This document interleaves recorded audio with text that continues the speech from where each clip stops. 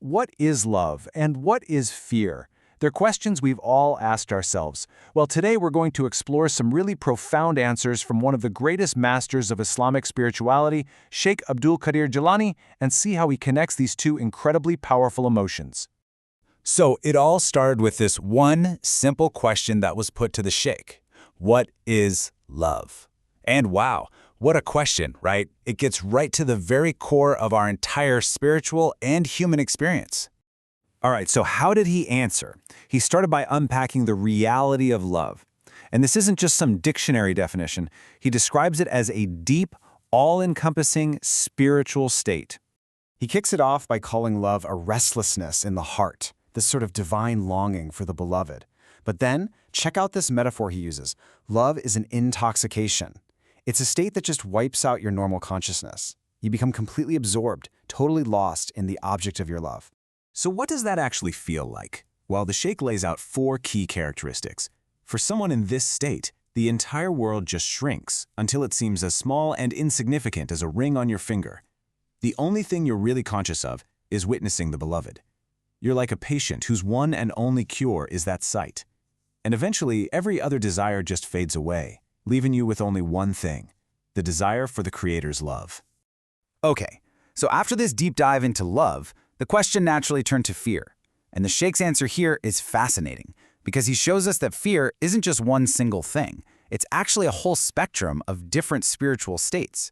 He starts us off with 3 initial levels. First, you have khawf. Then there's rahaba. And finally, khashyat. Think of them as the first few rungs on a ladder of spiritual awareness. Each one is a step up from the last. And this table here breaks it down really nicely. Khawf is pretty straightforward. It's the sinner's fear of punishment. Then you move up to rakba, which is the fear a devout person has, but their fear is about losing their reward. And then you get to khashyat, the fear of the scholar, which is way more subtle. It's the fear that some hidden ego or flaw might be tainting their good deeds. But just when you think you've got it all figured out and categorized, plot twist, the Sheikh reveals that the journey is far from over. These 3 types of fear, as important as they are, aren't the end of the line. There are levels that go much, much deeper. And this is where we get into the really profound stuff. This brings us to the highest levels of fear, the kind experienced by the lovers and the Gnostics, those who aren't just following rules, but are seeking a deep, direct experience of the divine.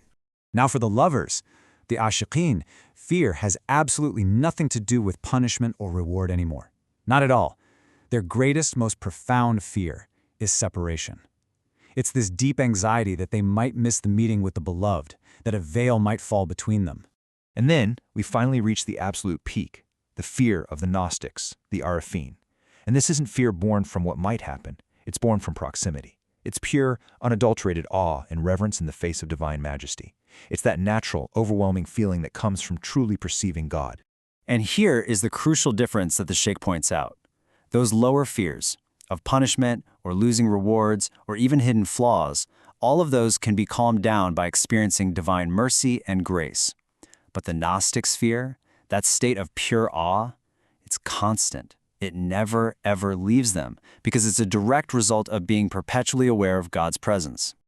So, let's just take a breath and recap this incredible spiritual journey we've just walked through. From a basic fear of punishment, all the way to the highest states of love and awe. You can really see the beautiful progression on this timeline, can't you? Fear starts out as being very self-centered. It's about my punishment, my reward, my deeds.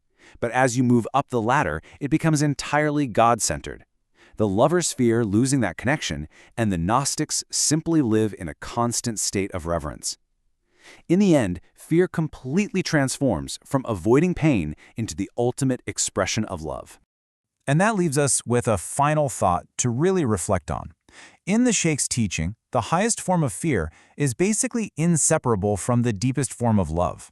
It really makes you wonder, doesn't it? In our own lives, what is the relationship between these 2 powerful forces? Do we see them as total opposites? Or, just maybe, are they 2 sides of the very same coin?